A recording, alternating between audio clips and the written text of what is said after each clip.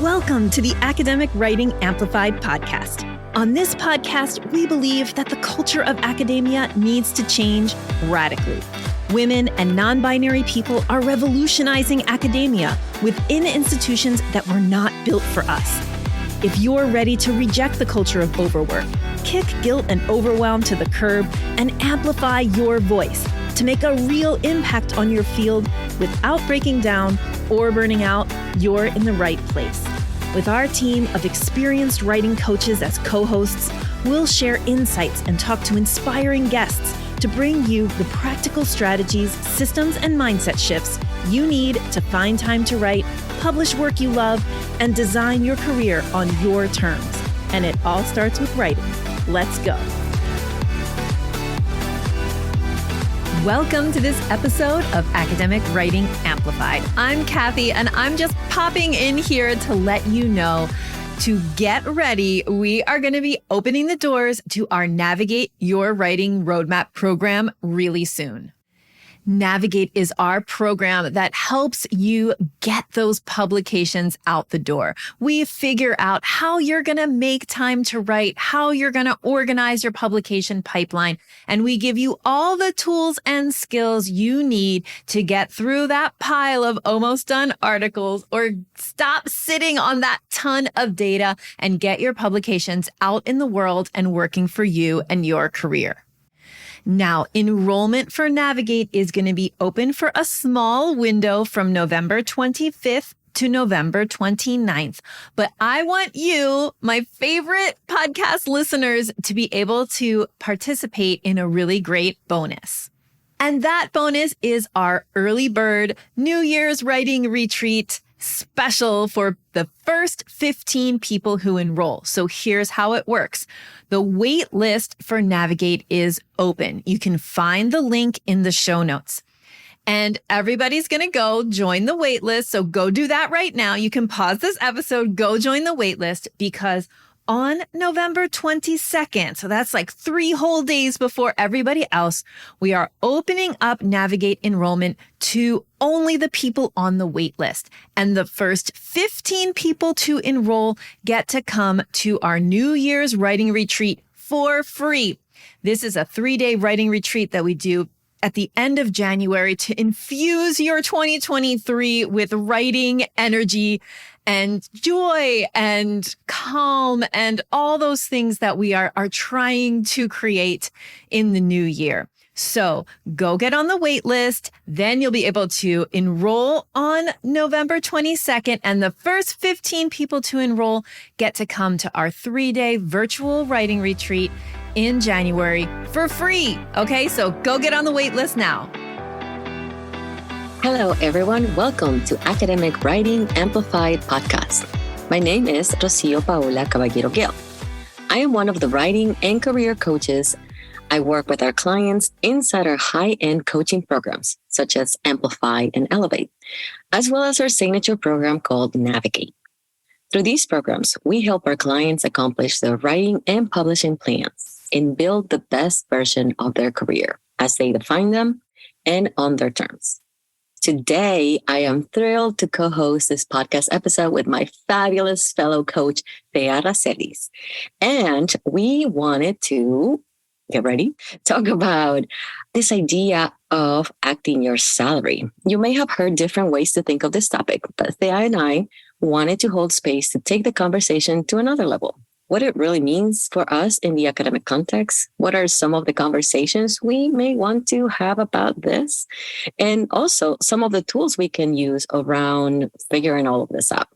I am glad you could join us, and I look forward to hearing your thoughts and reading your replies to this episode. Enjoy. Hello, everyone. Welcome. I'm Coach Thea, and I'm going to be hosting today's podcast along with the fabulous Coach Rocío. And we want to talk with you about something that it's just started trending and been like these buzzwords that we've been hearing. But really, in our programs, we've been talking about some of this stuff for years. We're talking about acting your salary today and everything that kind of comes along with that. So, Rocío, can you maybe get us started and set the stage? What is all the buzz about? All right. Thank you, Thea. Yes, I was actually curious with this buzz because, me, myself, being removed from some of those trends, I couldn't fully grasp it. So the gist of it, when you talk about quiet quitting, it's everywhere on the internet right now, is defined, presumably, as not going above and beyond at work. And it's almost like just meeting whatever your job description is. And it seems like, and I got a little bit of data here, the disengagement trend started in the mid 2021. And, it kind of aligned with the increase in job resignations. And this was in various work sectors, not just related to academics, but also. And so now what are we now? End of October almost of 2022, the quiet quitters, unquotes, make up at least 50% of the USA workforce. And that's something that I gathered from a Gallup survey that was released in early September.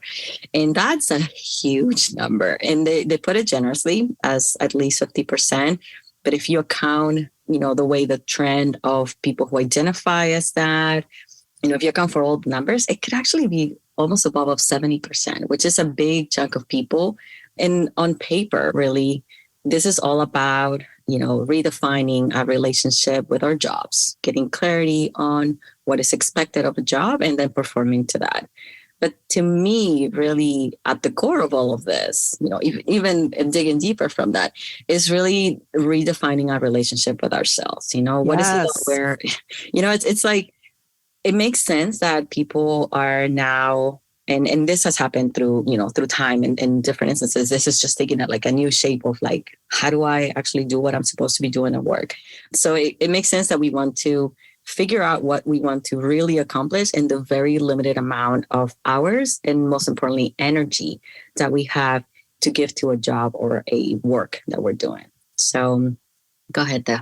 It's really interesting to me when you're citing these numbers, right, that this is even newsworthy, that people right, not constantly going above and beyond, people not trying to burn out on their jobs is actually news. Like theoretically, what we're saying is people are doing their job, right? And doing what they get paid to do and just like not trying to do every single thing that's thrown at them. But yet that's newsworthy, right? Like this is like a trend. There's data on this. I just think that's super interesting. Yeah. And when you think about it, then, all of these questions come to mind, like how many jobs are not putting on paper and defining what the job really entails. And then because of that, maybe that's part of the friction in terms of I'm just doing what's in my job. Yeah, but I expect you to do this. Well, where is that information? Why are we not being clear about the expectations from both sides? So it's interesting to see how this, almost like what we think of the academic lifestyle of overwork, now it trickles into other spaces and it's just the way of being and doing, right? That's just a little mind-boggling to me. Absolutely. So one of the things that I wanted to almost like say out loud for our listeners to take as, some things that we may be thinking about whenever we think of the quiet quitting wave that we're experiencing. I mentioned at some point that, on paper, it's about doing the job. On paper, it's about defining a relationship with that job and what we're doing. To me, it brings it back to something deeper and more important. It's a relationship with ourselves and our expectations of the kind of work that we want to see us doing and also see impacting whoever we want to impact, right? And so in some ways, and some of our listeners and clients will also hear this and say, yes, I can do this, right? It's redefining and refining our mission, the things that we're hoping to do and the change that we want to see in the world and how we want it to work. Those are kind of like in that conversation and redefinition of the relationship with ourselves and what we value, that's going to have to be at the core. How do we see the world? That makes me think too of, I love memes. So I just memes are like one of my love languages. And there's been like a flurry, probably coinciding with some of this, like acting your salary and quiet quitting of like dream job. And I don't have a dream job. Like, labor is not my dream. But I actually feel like I do have dream jobs. Like this is partly my dream job. I think that I think most of us want to make an impact on the world, right? Most of us want to shape what our communities look like, want to shape what have an impact on the world through the work that we do. So it's about labor that is meaningful and adequately compensated, right? We want that combination because we want to eat of the food and live in houses and do all that stuff, right? As we should. So there's justice issues there, but it's also that idea that work really should be meaningful. And I get the purpose of sure, we don't dream of labor. I understand that. But what if we could? What if we could dream of jobs that are meaningful, of doing work in academia that's really making an impact, that's aligned with what those things we're excited about and the changes that we want to make in the world? I think that's ultimately what is exciting and what more folks are reaching for and leaning into, especially in the communities that, in academia where we're having these conversations. Yeah, you're so right on, because maybe it's the nature of the communities that I like to and mostly engage in conversations with, between our clients and also the Latinas community. It's almost like that kind of thinking is there, right? I smile when you said we don't dream of labor. And I'm like, well, not right? labor as in the heavy, I'm doing something, but in the... Not committee meetings, maybe. Yeah, right. Although, give me strategic. But, the thought of dreaming of the kind of impact, as you said, the kind of work that you want to do to put that grain of sand into that impact bag that everybody's going to contribute to. And, if one can be so lucky to have that dream guide the kind of job that you can do and, help through that job, perhaps, delineate some of the boundaries that allow you to have that impact. It's a privilege to be able to do that. And also, it's something that can be intentionally crafted and designed, right? And that's part of the work that we do in the programs that we have. And while not everybody has that possibility, maybe, they all sign up to our programs, but at the same time, not everybody has a possibility. It is doable. It can be done. And so how do we engage in a conversation that goes beyond the, snappy side, I am just quitting, I am just doing my job, to, well, what do you actually want to do in this world? And have that be the trend and guiding the numbers. Not X many people are quiet quitters, but also X many people are doing this by doing this boundary holding of the job, right? Which is a much more nuanced perspective, right? Than just saying, well, no, I only do this and nothing other than that. But you're talking really more about having that agency to define for ourselves, what matters, what has purpose, and really being more strategic about the ways we engage. Yeah. And that's related to what we see as success, right? We kind of have to define and redefine what success is. And that's a personal choice. That looks very different for everyone. And so almost like having an idea of what that really means can in some ways help map this step by step, season by season. This is when I do what I want to do. This is when I do this one thing. And so, yeah, I like this trend, and I like the conversations that it can spark, because in my head, it can guide us to better understand our relationship with ourselves, our definition of success, our definition of the impact that we want to have. Our actions then can actually help us get there. Yes. That's also one of the things that, we'll be mentioning some cool tidbits from our Navigate program, but that idea of defining our own success is one of the things that we really lean into doing with our clients in our Navigate program, because one of the program components really invites folks to define their own milestones, which is something that we don't typically get to do, right? If you're only going by your job description, if you're only going by the demands of your institution, if you're only going by your tenure clock and your dossier, then you're missing that opportunity to find milestones for yourself, decide what success looks like, what is important, what are these things that you really want to accomplish for yourself, which may sometimes align with what the institution wants from you. And it may sometimes diverge wildly. And both of them are okay, because it's your career, right? It's your impact, and it's your opportunity to define what success might look like and what is going to really help you feel like you have agency and you have made an impact in the ways that are meaningful to you and that align with everything that you're hoping to accomplish by doing this awesome work that you do. I love that there. Yes, it is, listeners. It is your career. It is your job. It is your effort. It is your impact. It is your life. Yes. And the job has to, it's almost like it's one way to allow that life that you have to be lived in the way that you want it to be, right? You're not the job, and you're not just going to be doing that. That's a layer of everything we are and do, really, right? And so setting those milestones there, as you mentioned, is critical because it allows you to almost like have that pit stop and say, yes, I want to get to this big goal, and this is the first step. This is the milestone that I'm reaching to know that I'm on my way. And it also helps us be more strategic to define what are the steps to get to that milestone, 1, 2, 3, or 1, 2, however many numbers. And that already starts getting you on the track of then, okay, I need to look at all the things that I've been doing. And that's part of the Navigate course as well, right? Doing almost like an audit of all of the activities that you have going, and really align them with those milestones, align them with your mission, almost like align them in a way to your ultimate goals. And by default, almost like get you to that impact that you're trying to do.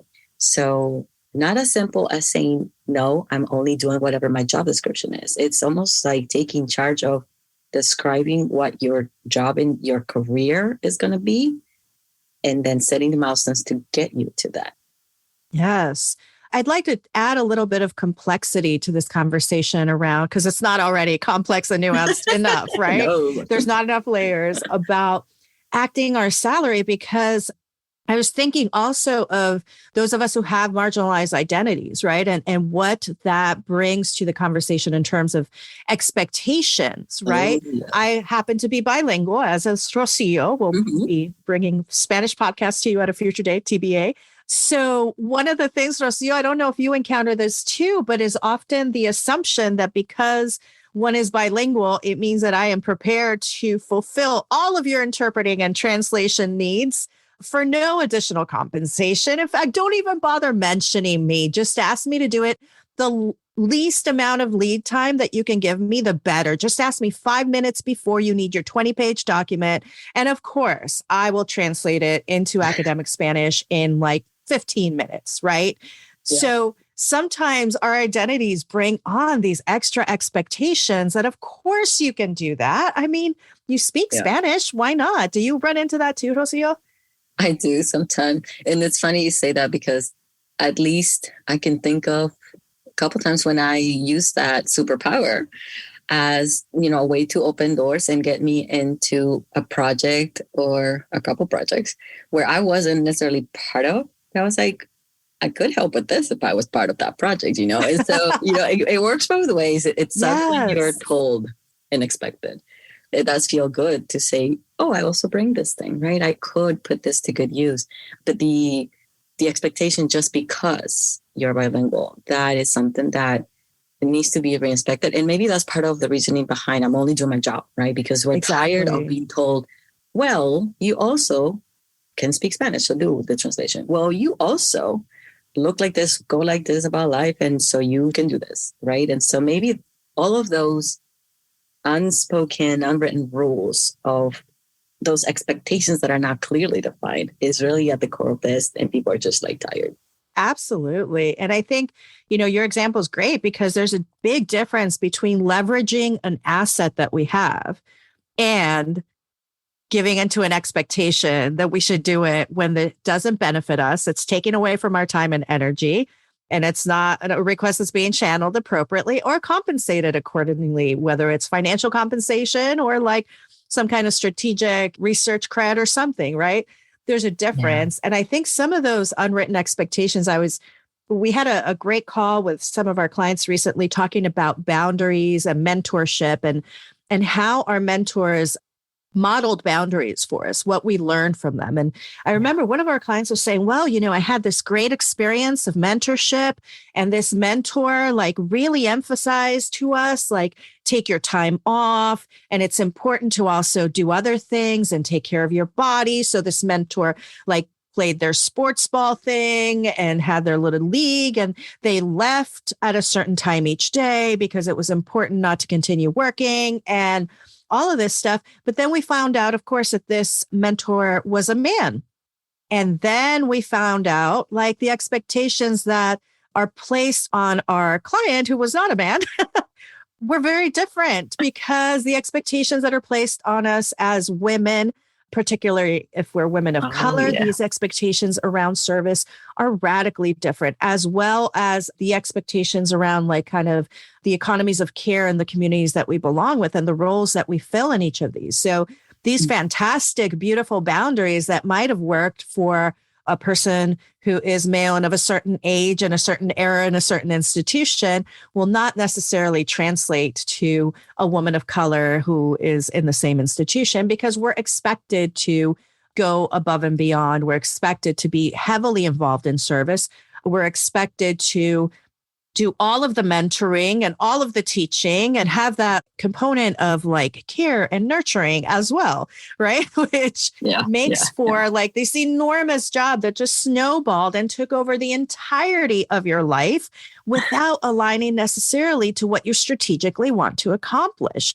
And that, you know, is one of the kinds of things that we talk about in our programs, because I think it's important to understand, because understanding then allows us to take the next step into being strategic and deciding what may be the unspoken expectations, right? What are the hidden things? What are those dynamics that may not be written in the job description, but oh boy, you show up and that's what you're supposed to be doing, right? And if you don't do it, you will hear about it loudly.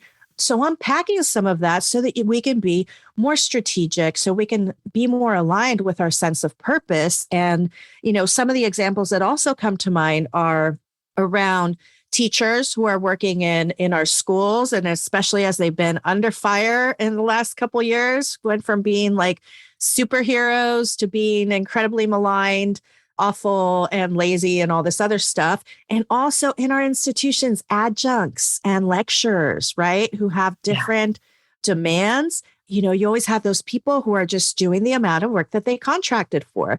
And there's friction that comes in with that. There's also like these jobs that are written in a way that it is impossible to accomplish them within the parameters that are written in the job description. You cannot adjunct and only work the certain number of hours that you're given. And I know some of our folks are also in those lecturer positions. Even if you are a fully tenured professor, the amount of demands that are placed on you do not match the reality of like 24 hours in a day. And the fact that you should be able to have a life outside of your work. Listener, please have a life outside of your work and beyond your work. I don't care how much you love this job.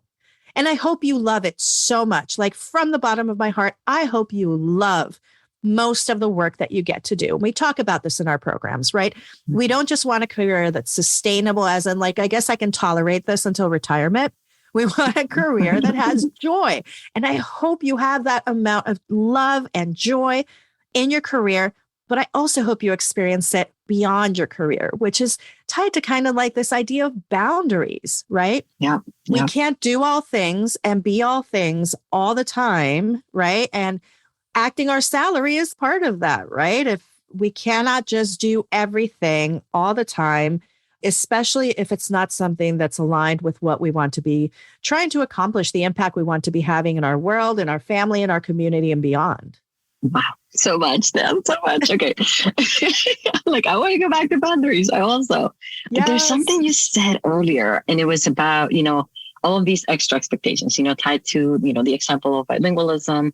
Something to mention here in parentheses is that sometimes looking like, say, a Latina and expecting to translate when you maybe look it, but you don't speak it, that has a weight on the person and makes one question whether you're Latina enough or, you know, whatever it is, the example of enough of. Absolutely. And so, you know, the client story about how boundaries can apply to some, but not to others. And say, you know, you're a woman of color and you're put in this position, you're supposed to care. If you are a woman of color and you care, but you're so overloaded, not being able to care that extra for that particular job makes you question, do I care enough? Am I doing what I really want to do? Is this fulfilling my mission? If you are a woman of color and don't care as much, and it's fine because you're good, like You're that's a allowed to not boundary. care. Of Yeah. course.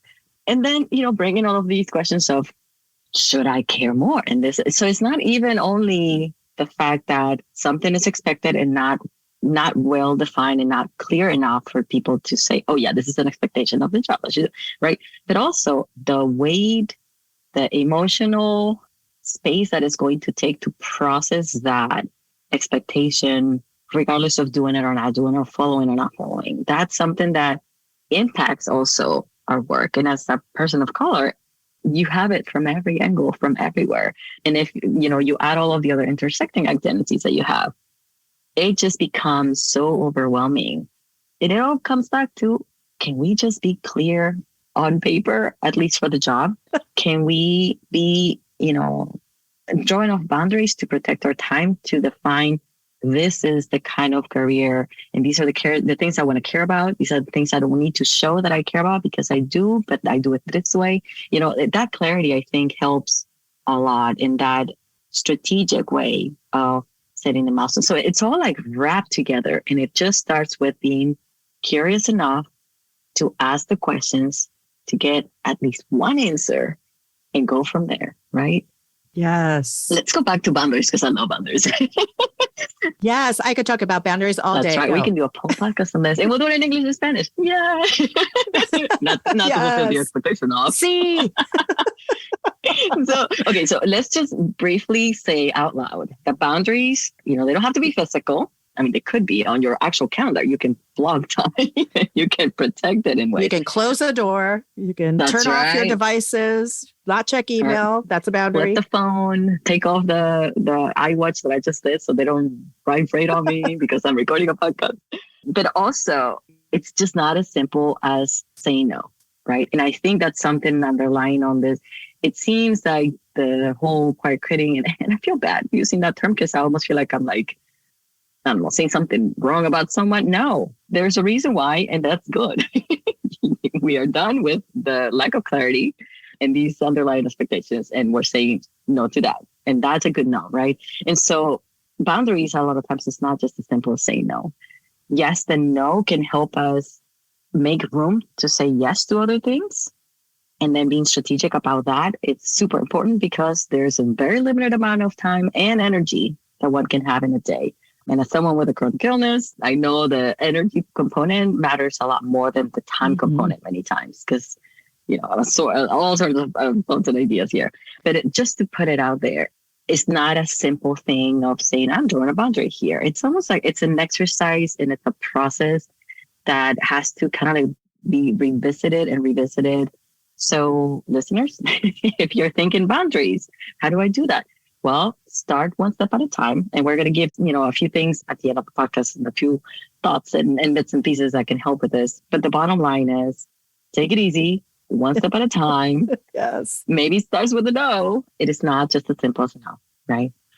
And I think that's one of the things that's deceptively simple about just saying like, oh, just acting your salary, because it makes me think that like boundaries is just like, oh, so I just say once that this is not how I'm going to do my job. And that's it, the end. And everything is fine. And I can just like coast through and everything. But the reality is that boundaries, you never have to just state a boundary once, right? We need to be prepared to restate them in ways that feel authentic to us, right? That are also that we can internalize. And it can be hard. It can be hard to say no. So I'm not saying that if you're uncomfortable with it, it's not worth doing. It's absolutely worth doing. But we have to find the way that feels authentic, that feels important, that feels aligned, because ultimately, and this is why I love talking about boundaries, is because boundaries are an act of kindness. Boundaries tell you, you can expect this from me. You cannot expect that from me. Because if I don't set my boundary, then you're expecting that from me and you're not going to get it because I'm not going to give it to you, right? Whereas like that negotiation of a boundary, even when it can be difficult and challenging, can actually serve to like deepen a relationship, ultimately a working relationship, because there's clarity. There's clarity around that and there's kindness. And also like, friends, kindness to ourselves is something we don't talk about enough. Being kind to ourselves is also part of what the work that boundaries does for us. Like, we deserve to be kind to ourselves. We deserve to treat ourselves with compassion. That's right. And coming back all the way, full circle to this idea of like being able to do work that we find meaningful. And, one of the things that we talk with our Navigate clients about is that you want to eliminate what you can. And that's the boundary that just says, no, I am not serving on this committee ever again. It is the worst committee ever. It should have not even been an email. This just needs to not happen. It is so awful, right? Speaking to the energy thing that Rocío mentioned too, right? It's not just hours, it's energy, right? And you go into these meetings that zap all the energy out of the universe of you, right? Not worth it. I'm going to say no. I'm never going to do that again. Cool. There are some things that you can't eliminate, right? So how can you align the things that you cannot eliminate? How can you make them strategically work for you? How can you make them work better? What can you learn out of it? How can you work a network in there? How can you get a new skill out of this thing that you can't get out of, right? To really try to bring things as close as you can into alignment with the vision that you have for your career.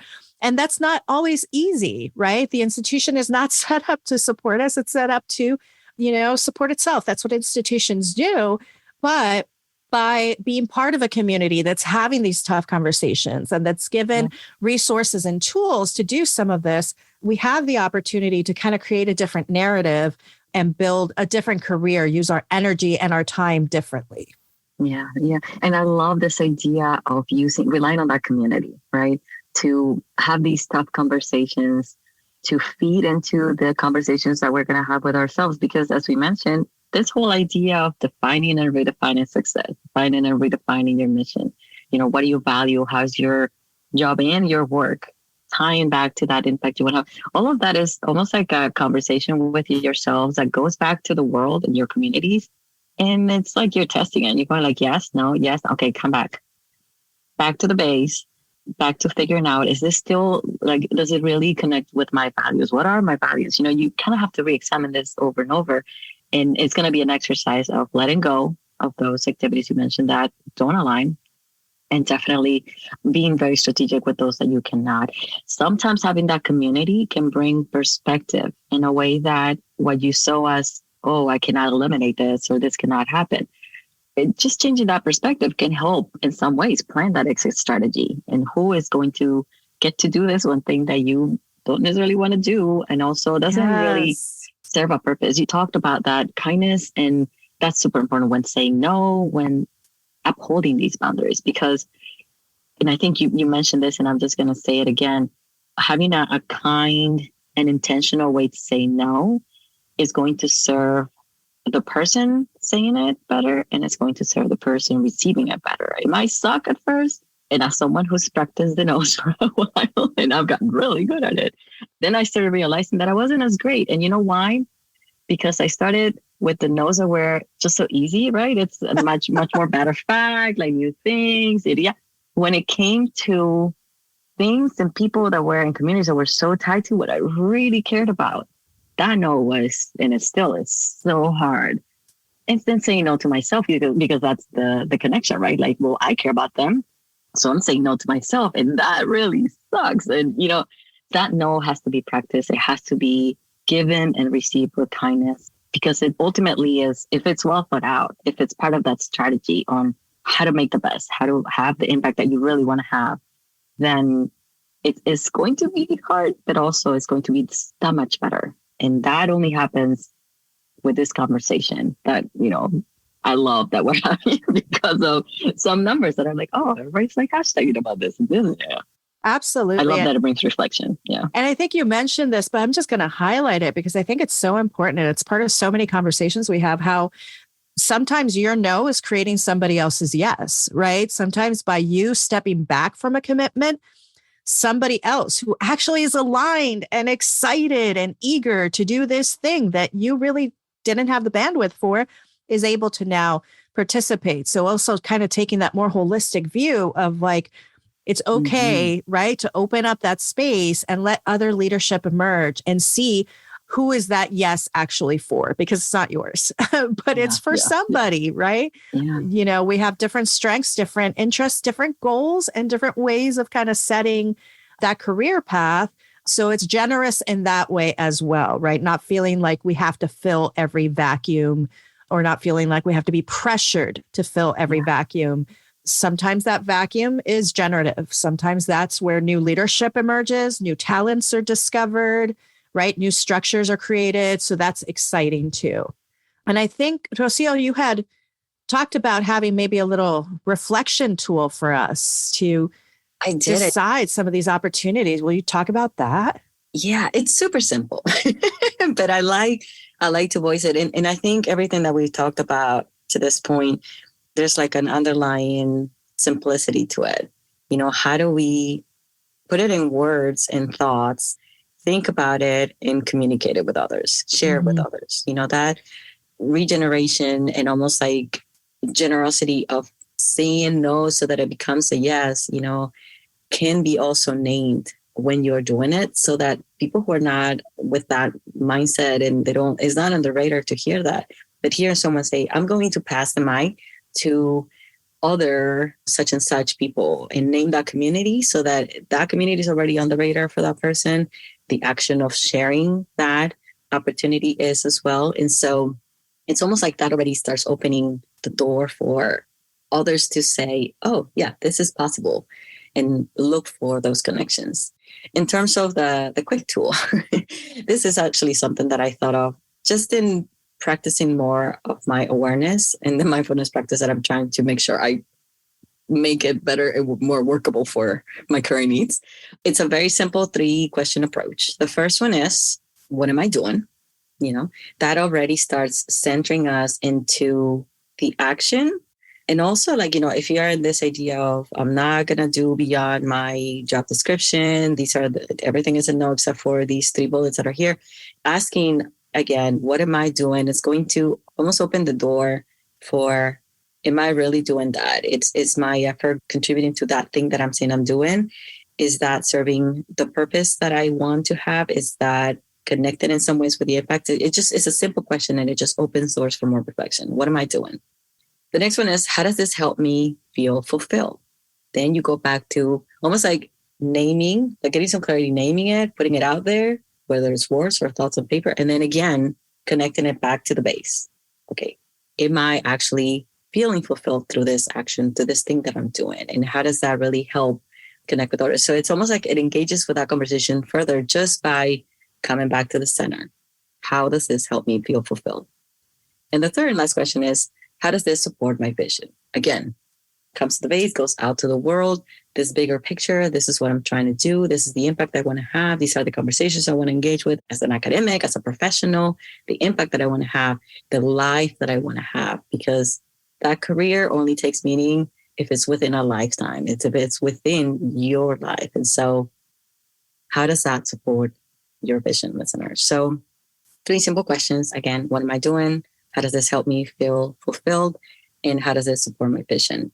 And I feel that all along, whenever we see the hashtag on Twitter or wherever, whenever we hear like, oh, you know, like if you hear yourself, I'm just going to say no to this. Okay. As you're thinking of saying the no, what are you doing? How does this help you feel fulfilled? And how does it support your vision?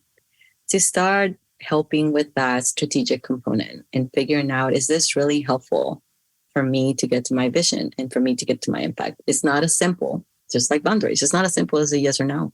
It has to be well thought out. It has to be strategic, and it has to allow for that reflection to come back to generate all the things that we want to generate, all the open doors for others, all the open doors for ourselves, and make our career go in the directions that we want them to be or go. But also, that reflection is going to nourish it, and it's going to refine those visions.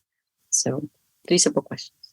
I love that, because as you were speaking, I was thinking through like, okay, do I want to do this subcommittee? Does this help me to feel fulfilled?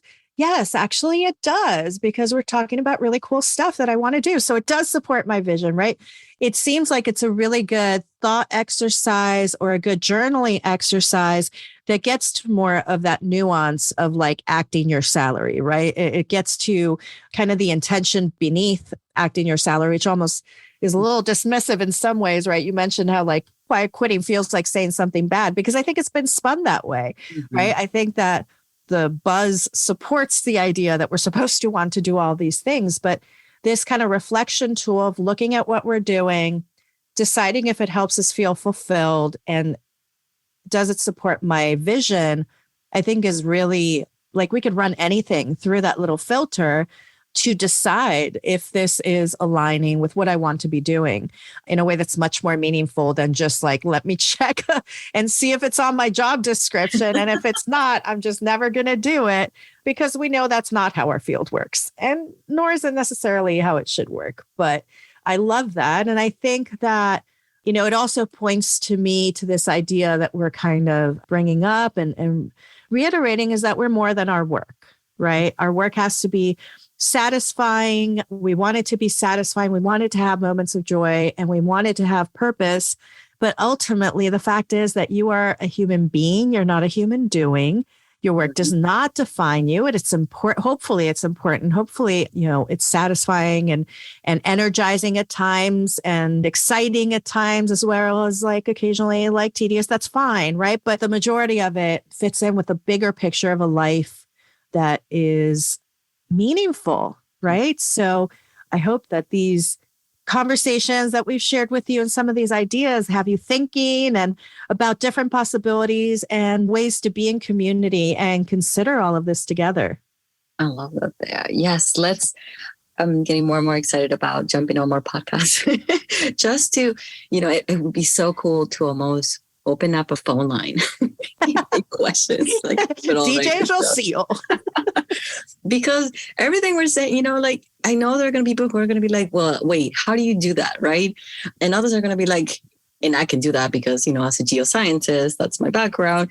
Like joy, sure. But, you know, I also want to feel success like this. And well, the good news is that I get to define what success really means. Yes, absolutely. And for those folks who are in our communities, if you have these reactions and you have these questions, bring them to our Slack channels and we'll continue the conversation there. You know, any of our programs that you're in, bring them on in and we'll keep on the conversation and we'll do follow-ups and continue talking about all this really important stuff.